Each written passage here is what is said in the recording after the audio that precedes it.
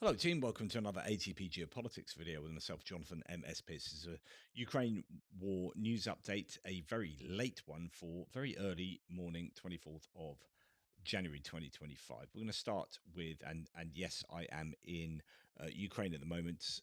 It's going to be a very busy day, as every day is at the moment.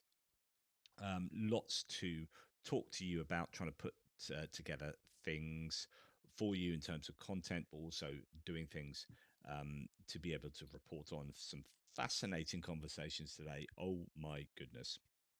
Yeah, really, really interesting stuff. Hopefully, I will be able to discuss with you forthwith. But I'm going to just revert to some normal content that otherwise will build up to explode my head. So we're going to talk about Ukrainian or aid to Ukraine from allied nations, and then talk a little bit about Russian aid or aid to Russia. The EU will provide Ukraine with 35 billion euro in financial aid in 2025 under the G7 ERA and Ukrainian facility programs, according to the EU Trade Commissioner. So a lot of money coming their way, which they desperately need, of course. If it wasn't for the EU, I was speaking to someone about this today, actually, the Ukrainian economy would be absolutely hammered. It would be in a lot of trouble, and the US, of course. But there's a lot of assistance, economic assistance coming from the EU. Interesting comments from Mark Rutte, the Secretary General for NATO, saying if this new Trump administration is willing to keep on supplying Ukraine from its defense industrial base, the bill will be paid by the Europeans. I'm absolutely convinced of this. We have to be willing to do that. He added, well, of course, the US will, of course, provide anything that's going to be paid for by someone else, to Ukraine. So I would have thought, it's not something Trump would get in the way of.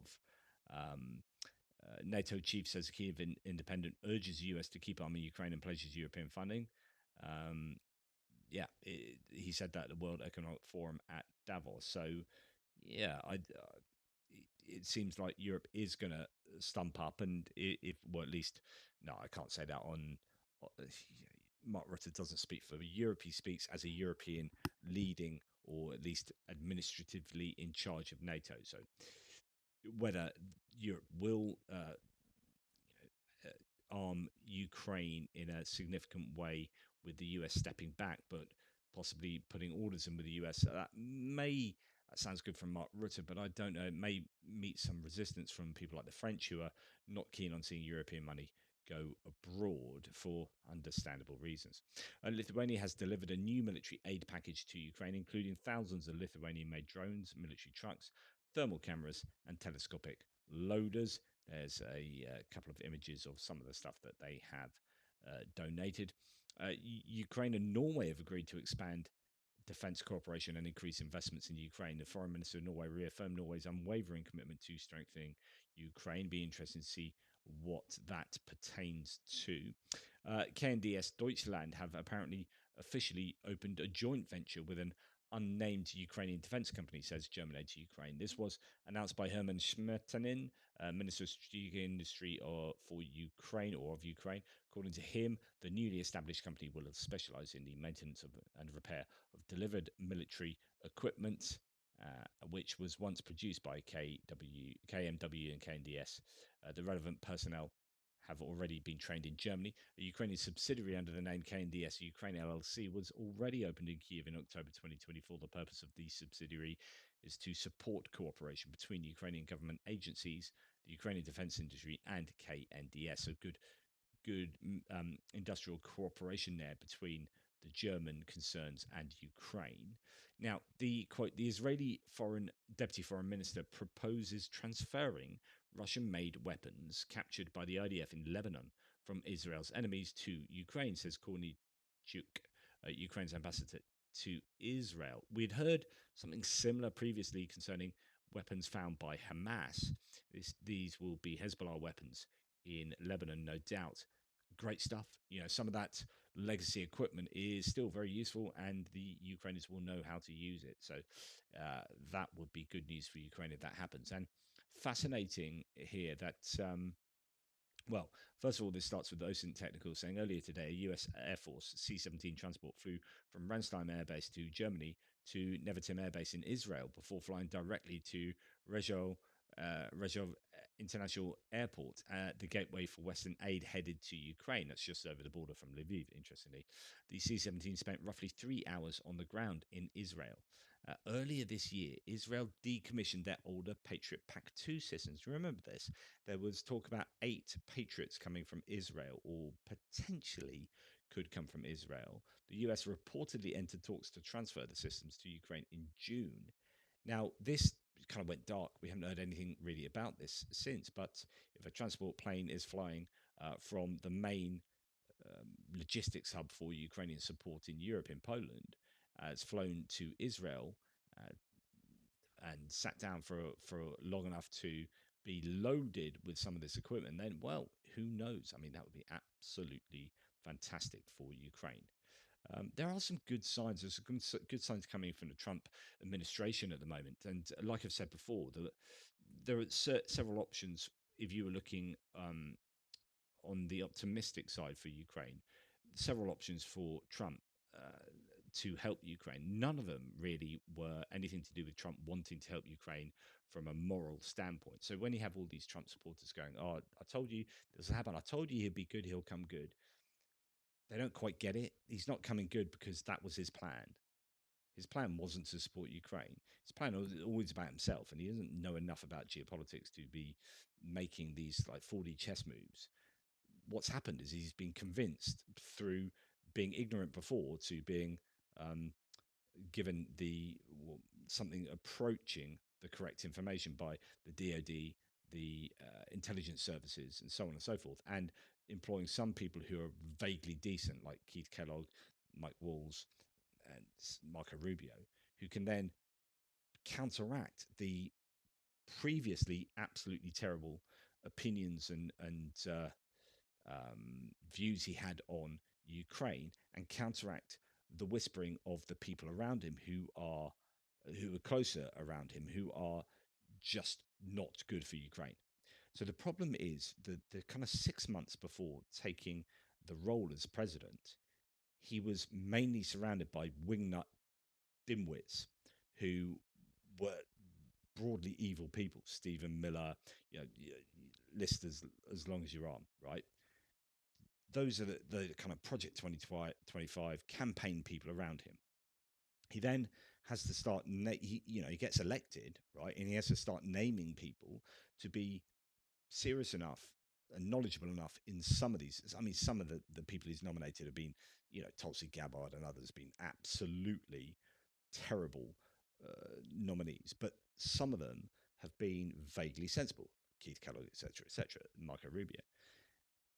They and him have probably been given decent information from the previous administration and the kind of structures of government that are non-partisan, like your DoD and National Security Council, who of the previous administration, such as Jake Sullivan, etc., would have been giving information, but also like the general kind of just governmental civil service structures there and the intelligence services.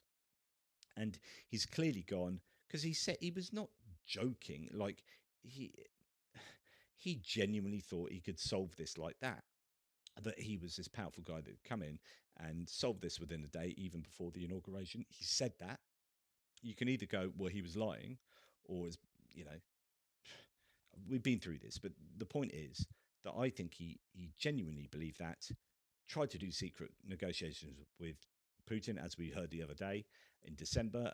Putin said, "Sod off, mate. I'm not doing any of what you're suggesting."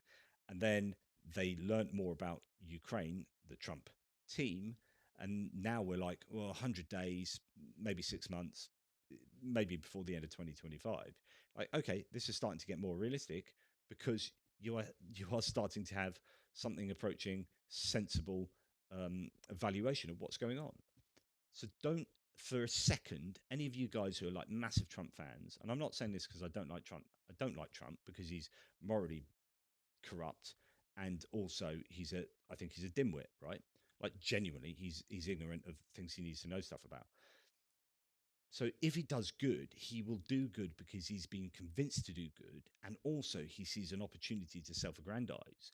He will see an opportunity to be the champion. This is something I said months and months ago. Like what I was speaking to Greg Terry about this. Like on, you can go and search up my previous videos, that if he's given the sense that he can be the hero here, then he'll take that, because that's all about him. It's not about Ukraine. None of this will be about, oh, I really think we need to have Ukraine winning, because actually geopolitically that's going to do this, and then that'll have ramifications over here, and this will affect national security in the US and blah, blah, blah. No, this is going to be about how much money can we make as the US by, you know, flooding the market with oil, making Russia be destroyed, and thus, it's this zero-sum game. As the Russia goes down, the US goes up, which is part of the larger geopolitical chess game, but it's much more simplistic, transactional with Trump, whereby it's about him, or it's about the US, making more money than competitors in this really simple zero-sum game appraisal of how the world works. So he might well do the right thing for Ukraine. He might well be the leader to come in and allow Ukraine to get a decent outcome. How decent, I don't know. But it doesn't come from that. It's like doing the right thing for the wrong reasons, or kind of almost accidentally doing the right thing. It doesn't come from an understanding of what you need to do in the world geopolitically and morally. Doesn't at all. But he may well do the right thing. But anyway, moving on, Denmark quietly updated its list of equipment for Ukraine, adding 122 mil 2 S1 Grozdika self-propelled howitzers in an unspecified quantity. Interesting, since Denmark never had these. It's likely been supplied by other countries through Danish mediation. I wonder where they would come from, those old Soviet pieces of kit. Now, the US has invested $161 million to expand M777 howitzer barrel production, a bit like BAE Systems with Sheffield Forgemasters in the UK, as current output up to 30 a month falls short of demand, especially for Ukraine. Good news there. That's probably something that's been long in the making. German Aid to Ukraine reports on the latest piece that the German government has financed 20 mobile clinics for Ukraine in order to improve access to essential healthcare in 6 Ukrainian oblasts, including Kharkiv and Sumy. So that's good news, and these vehicles will be very, very well received. Now, bad news, the Czech opposition so this is Czechia, aims to halt the Ukraine Shell Supply Initiative. So the Czech initiative that is successfully supplying an awful lot of ammunition, artillery ammunition to Ukraine, could be under threat. The world takes with one hand, it gives with one hand, takes with the other.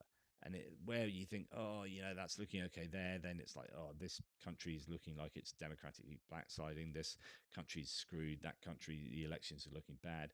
And here we have Kara Havelchek, the second in command of the opposition ANO party, leading in the polls before the autumn elections, revealed plans to stop the supply. So again, Czechia could be going down that populist right-wing way of thinking that in Eastern Europe, such as with, say, Orban and Fico, and possibly Vucic as well, are looking at, although Vucic met with Zelensky recently, and I think, I don't know, it's all going to be about trying to read the tea leaves of what's going on really with the US and how that pertains to Ukraine, because even there's talk that Viktor Orban might be going, because he was the one saying, I'm going to veto sanctions on Ukraine, sanctions on Russia, and wait until Trump comes in, because he's going to make everything pro-Russian. And remember, Orban was over there, he was greeted by Trump with a red carpet, and it was all about Trump going down this pro-Russian route. But as I said, I think Trump he's had his mind changed. And again, this isn't like, well done, Trump, awesome. You should have known this before. You should have known this before, but you were irresponsible, and you didn't do your homework, and you didn't know Jack, and you had to be convinced. And it could well be that he's been convinced. But of course, then that means that relationship with Orban, which was all going swimmingly and looking like, Trump and Orban were going to be very much anti-Ukraine and pro-Russia, and that would really throw a spanner in the works for how the EU is operating, could, what Trump does could change Orban to have to kowtow to a heavy sanction scenario on Russia, which means that the EU might be able to push through with unanimous sort of voting for these sanction packages with greater ease. I don't know. It could be interesting to see. Um, Now, what else do we have? We have a just talking about this little drone detector here. I've been talking about these today. Anton from Base UA, Mazua, has, and I interviewed him the other day. He's got one of these that can uh, sort of hack into the feed of drones, so you can tell if drones are coming at you. You can have 5 or 6 drones that you can flick between to say, right, see if they're anywhere near you, and if they are, you can get out of dodge or do whatever you think is necessary. But you can hack into these, um, and these are definitely becoming more and more sought after, popular, it seems. So the Juika is a drone detector that can detect enemy drones at a distance of almost 2 kilometers, and it could indeed save your life. And they're not too expensive. Pierre was saying they're sort of a couple of $100 a pop, which is pretty good for what they can do. Now, the Ukrainian Ministry of Defense announced that combat units will receive 2.5 billion hryvnias, so $60 million in monthly direct funding for drone procurement in December 2024.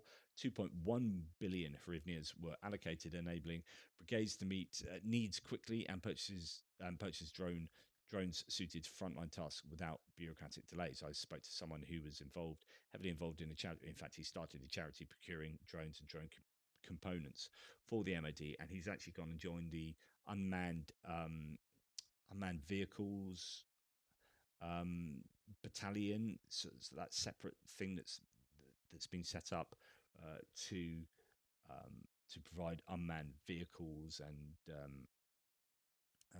that kind of capability to the army, but as a separate battalion rather than having lot. I mean, as well, you have these units within each battalion, what have you.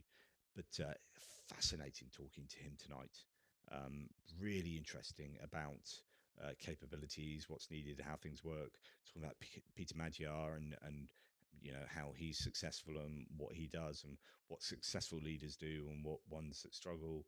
Um, what units that struggle do and their challenges and how that creates this kind of polarization. But actually, what you end up hopefully seeing is that the successful units that get bigger and better and bigger and better then start getting larger and larger and taking some of these struggling units under their wing to actually expand. So it's not that polarization just leads to this like ever decreasing shiteness for the poor ones and ever increasing brilliance for the good ones, but actually there is a way of taking on some of those poorer units and feeding them into the decent units and so that they can improve, etc., etc. Anyway, lots of fascinating discussion that hopefully will kind of filter out to you guys as and when.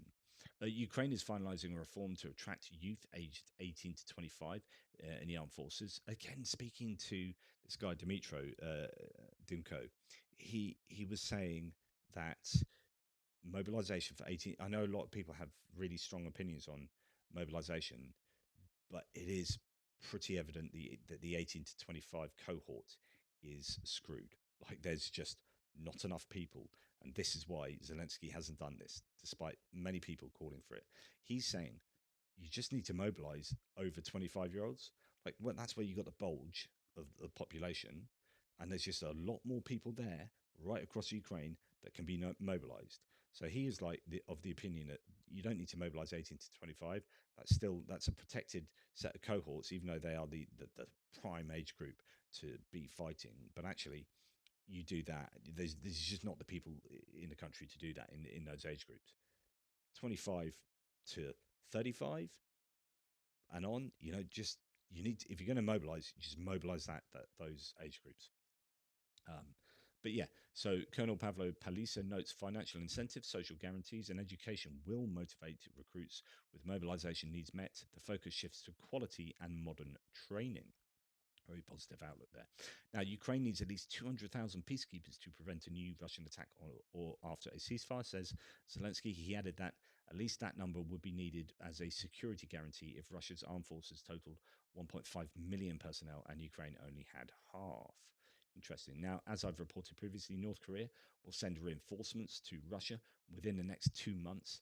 North Koreans troops are expected to arrive, but we're also seeing consistently equipment arrive for the North Koreans, such as 170mm M1989 Koksan self-propelled guns. Another shipment of those going to the front lines. These long-range systems are already in use. Ukrainian soldiers confirmed. They act as replacement for lots of destroyed 2S4 Tulpan. There's a Tulip heavy self-propelled mortars. In fact, it seems that 100 and what do we have? 120 of those Koksan howitzers and 122 40mm M1991 multiple launch rocket systems as well have gone, and 150 KN-23 short-range ballistic missiles are due to go as well after having already received 148 of those ballistic missiles. And that's a real worry. I do, as you've heard me say before, I do really worry that these North Korean soldiers and materiel are a real thorn in the side of Ukraine. They are sort of a game changer. Russia's also seen to be using North Korean artillery launchers disguised as civilian trucks. You can see that this video has come out suggesting that the Russians are using them, and we can see images of these from a rally in Pyongyang. So the North Koreans have, exactly these. I mean, 100% these have come from North Korea. You're not seeing those those trucks being made anywhere else. That's not a common thing. So yeah, definitely a worry. And the Russians are still struggling to create a counterpart to the Ukraine's Baba Yaga hexacopter for their army, according to War Translated. Judging by the materials shared in this channel, the development appears to be in the hands of the most seasoned drone operators, such as Moisey. Even nearing the end of the third year of the war, the so-called Second Army of the World relies on volunteers and regular soldiers for such projects. They have yet to produce a reliable prototype, let alone establish a production line for this kind of equipment.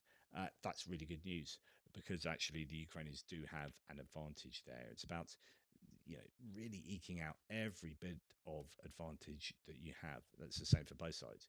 Where there's an asymmetry, absolutely hammer that, because the other side will eventually catch up. Anyway, that's enough from me. Hopefully that was of use.